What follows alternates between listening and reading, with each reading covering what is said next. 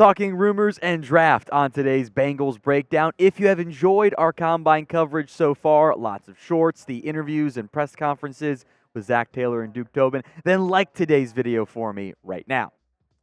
Good piece posted on The Athletic, kind of breaking down the Bengals' options when it comes to the right tackle position with the wide-ranging, fully expected, likely outcome that Jonah Williams will not be back with the Bengals. He's going to go get a bag somewhere else, maybe to play even left tackle at a different position. First, the quotes from Duke Tobin from the Combine here about the right tackle spot. Quote, "We would like to have somebody man the right tackle spot for a number of years, yes. We'd like it to be a young guy that can come in and do that, or a veteran that might have the opportunity to rebuild his career, something. But yes, we would like that to be manned on multiple fronts. But we're focused with having it manned well enough to provide us a chance to win next year. That's the number one thing." Of note, he mentioned a veteran rebuilding his career. That is the cheaper option. I straight up saying we're not going to spend big money at a right tackle. We're not going to break the bank on a massive star. We've invested enough money-wise. But a young guy and a veteran, I think, is this team's ideal outcome. Easier said than done, of course, making that happen. Now, The Athletic had mentioned 3 different players in a recent article about potential targets with Paul Dane. I like the targets here.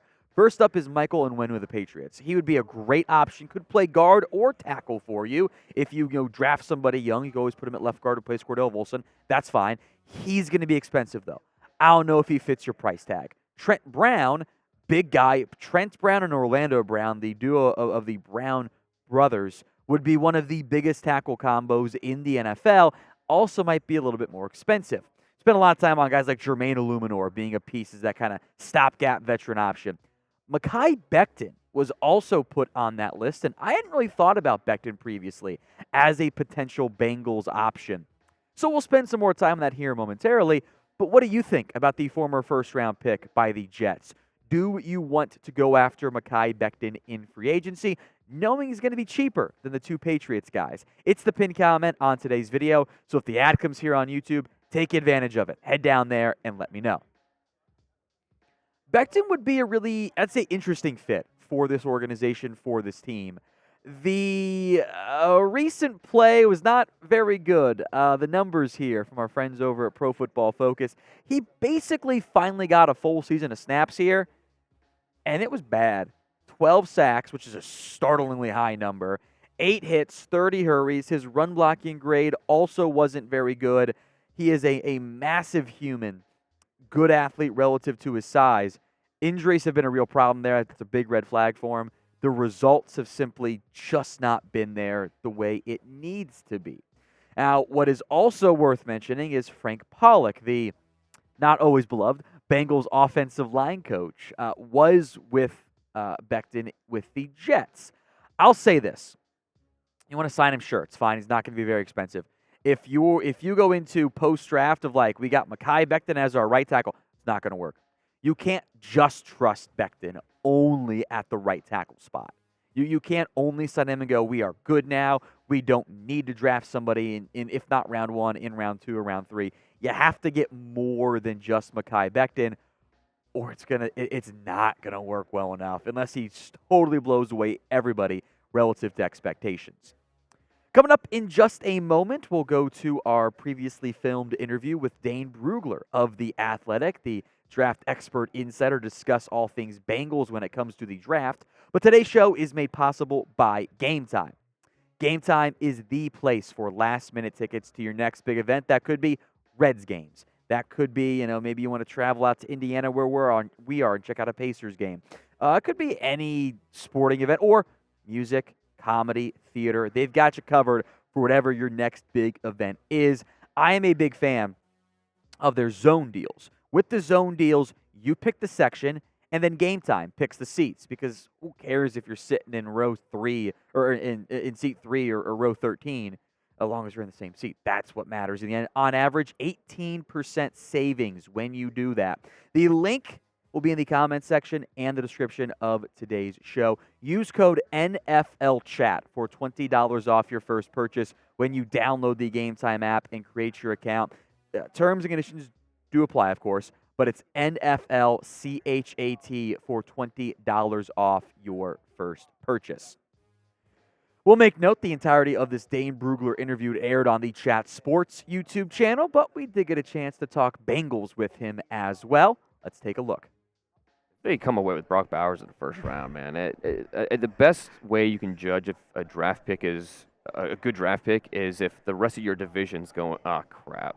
Or if, like, it's, oh, they drafted that guy? Okay, that's fine. But if they're like, oh, no, and I feel like in the AFC North, they're used to that because good players always follow the Ravens. And if a good player like that, like Brock Bowers, falls to the Bengals, man, that answers a lot of questions. Tight end, if Tyler Boyd walks, that use him in the slot. So that's a pipe dream, I think. You can't rule it out because figuring out where Brock Bowers is going to go in the first round is so tough. But I think more likely it's right tackle. That seems like the most likely. And now, are they comfortable with a guy like Mims who's – there's going to be some rough patches early on? Do they want more of the more polished player? So, but the Bengals at 18 right tackle feels like where they're going. Yeah. Really appreciate Dane taking so much time to sit with us here at Chat Sports. First off, right tackle does make so much sense for this team. You've got so many options. Tyler Guyton, Demarius Mims. Kind of don't think Fuaga is going to be there. Maybe J.C. Latham is. There, you can try Troy Fontenot over there if you wanted to as well. One of those tackles will be there. Now, Guyton and Mims are raw. They're upside pieces. You sign a veteran, give him time to grow. That makes a ton of sense to me. It's also clear the Bengals are interested in tight ends. We'll look at a couple notable combine meetings. Two of them are tight ends, by the way, including, yes, Brock Bowers. We mentioned him with Dane. Boy, wouldn't that be one hell of a fit? That's the pipe dream scenario outcome for Cincinnati, but it sure would be awesome. So keeping it, somewhat realistic here, who do you want the Bengals to take in round 1 of the NFL draft? Yes, I would love Malik Neighbors. That's not going to happen. Sound off for me in the comments section right now. All right, 4 notable players I want to discuss who have met with the Bengals here at the NFL Combine. We will get offensive line tomorrow. Should have some more updates on that front there. Brock Bowers did meet with the Bengals. These are all formal interviews, by the way. Difference for those of you who don't know, formal interviews. Actual sit-downs with coaches and front office execs, etc. Longer, more structured time stuff. Informal can be as simple as, hey, the scout came up to me, got my information, said hi, said great job, whatever, and left. That's informal. Almost every player meets with every team informally. It's the formals that matter. And formals are a sign of there is interest there, or at least they want to figure out something about you. So the Bengals meeting with Brock Bowers, they're doing their work in the event he slides in round 1. JT Sanders out of Texas also met with the Bengals formally. He'd be a really good fun piece as a seam stretcher. Not a first-round pick as far as I'm concerned, especially with the Bengals drafting. Second round really stands out as an intriguing idea for this organization. If he gets there, Tavondre Sweat could also be a fun second-round pick for Cincinnati as well. 2 receivers stand out as formal interviews as well. Brian Thomas Jr., the LSU receiver, the Bayou Bengals live, which is big body, eventual T. Higgins replacement, by the way. That would be his role. Outside threat. He's going to run tomorrow. He's going to run. He's going to check in around. I think the 6'4", 205 is probably about right for him size-wise. We'll get the official measurements tomorrow as well. He could run in the 4.3s or at least the 4.4s, and that would be – he might go top 15 at that point. Finally, Xavier Worthy, the other Texas player who met with the Bengals that we know of. Formerly, there were a lot more, make no mistake about it. Speedy, I think mostly outside receiver, could do some slot stuff for you. Wouldn't mind maybe a Christian Kirk. Could be a fun type of role for him if you want to put him more in the slot. Just slender but fast is his overall mindset there. So 4 noteworthy prospects there. I'm sure we'll have more that meet with the Bengals in the near future, so make sure you are subscribed.